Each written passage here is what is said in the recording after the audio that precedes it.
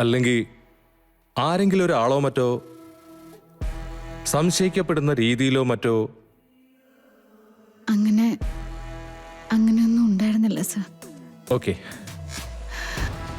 Hospital ഡിസ്ചാർജിന് ശേഷം എന്തെങ്കിലും ഓർത്തെടുക്കാൻ പറ്റുവാണെങ്കിൽ ഒന്ന് സ്റ്റേഷൻ വരെ വരണം.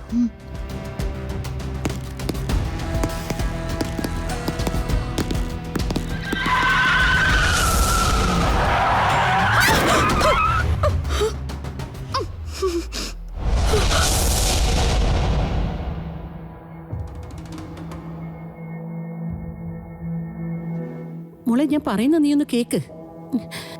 നീ ഇപ്പൊ വീട്ടിലേക്ക് പോ, ഞാൻ പിന്നാലെ വന്നോളാം. നോ മമ്മി, മമ്മി എന്റെ കൂടെ വന്നേ പറ്റൂ. കേട്ടില്ലേ സിനി? ഗാഥ മാഡം, മമ്മി പറയുന്നൊന്ന് കേൾക്ക്. വേണ്ട, മമ്മി ഇവിടെ നിൽക്കുന്നത് എന്തിനാണെന്ന് എനിക്കറിയാം. അവളെ പരിചരിക്കാനല്ലേ?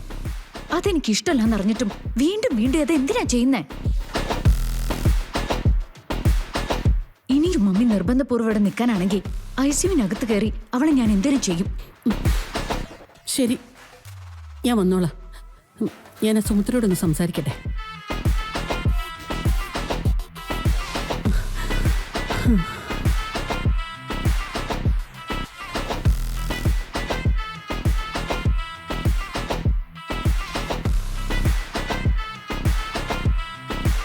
അക്കാര്യങ്ങളൊക്കെ ഞാൻ നോക്കിക്കോളാം അമ്മേ, കുഴപ്പമില്ല.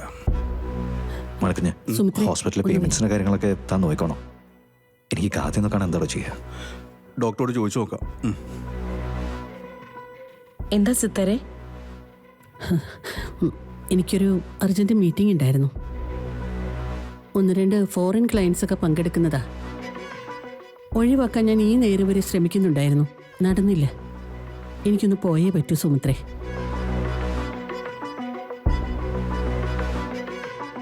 മോളി ഈ അവസ്ഥ കിടക്കുമ്പോൾ ഒരു കാരണവശാലും എനിക്ക് പോവാനേ തോന്നില്ല. പക്ഷേ സിത്താര പോയിട്ട് വാ. ഇവിടെയാണെങ്കിലും ആരത് ചോദിച്ചാലും ഞാൻ അഡ്ജസ്റ്റ് ചെയ്തോളാം. മോൾക്കിപ്പോ വലിയ കുഴപ്പമൊന്നുമില്ലല്ലോ, പിന്നെ ഞാനിവിടെ ഇല്ലേ? എങ്കിൽ ശരി, അവരോട് ആരോടും ഞാൻ പറയാൻ നിൽക്കുന്നില്ല. ഞാൻ വന്നോളാം സുമിത്രേ. ശരി സിത്താരെ.